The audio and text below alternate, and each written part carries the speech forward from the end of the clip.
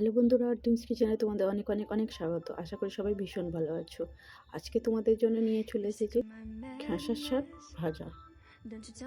আর এই রেসিপিটি গরম ভাতের সাথে এতই সুন্দর লাগে যে ভাষায় প্রকাশ করা যাবে না। চলো রেসিপিটি দেখে নেওয়া যাক।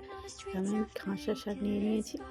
এটা আমাদের ক্ষেতে চাষ করা, তাই টাটকা টাটকা আপনারা বাজার থেকে সংগ্রহ করতে পারেন। এখানে নিয়ে নিয়েছি বেগুন, পেঁয়াজ কলি আর শিম। আমি সমস্ত সবজিগুলো এইভাবে কেটে নেব।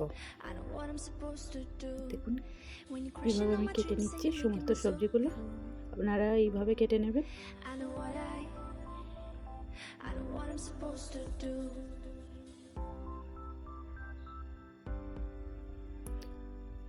এবার আমি কড়াইয়ের মধ্যে তেল গরম করতে দিয়ে দিয়েছিলাম। কেটে রাখা সবজিগুলো আমি ভেজে নেব। দিয়ে দিলাম শিম আর পেঁয়াজ কলি। এই দুটো উপকরণ আমি আগেই ভেজে নেব।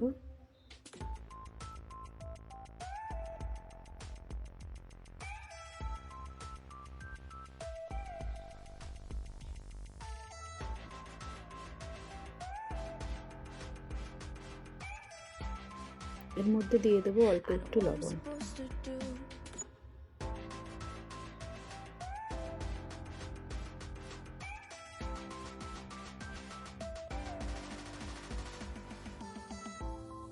সবজিগুলো ভাজা হয়ে গেছে, তুলে নিলাম। এবার বেগুনটা ভেজে নেব।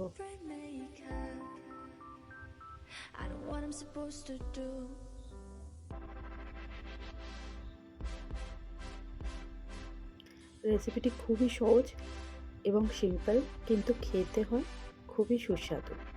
এবার কড়াইয়ের মধ্যে আবার একটু তেল দিয়ে দিয়েছি। দিয়ে দিলাম শুকনো লঙ্কা দুটো। শুকনো লঙ্কাগুলোকে হালকা একটু ভেজে নেব। আমি খাঁসারির কড়াই শাকটা আমি এইভাবে কেটে নিয়েছি ছোট ছোট করে। আপনারাও যতটা পারবেন ছোট ছোট করে কেটে নেবেন, তবে টেস্ট ভালো আসবে। এবার তেলের মধ্যে দিয়ে দিলাম, দিয়ে এটাকে ভালো করে মিক্স করে নেব।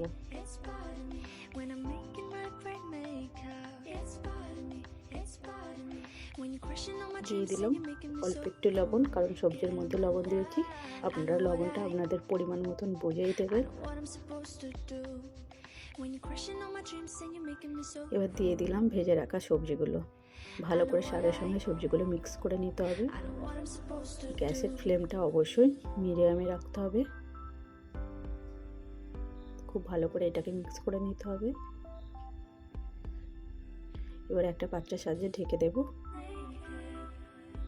10-15 মিনিট পর আমি এটাকে আবারও নেড়ে দিচ্ছি।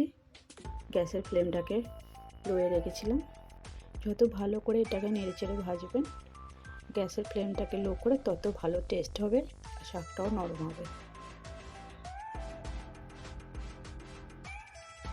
দেখুন শাক ভাজা রেডি।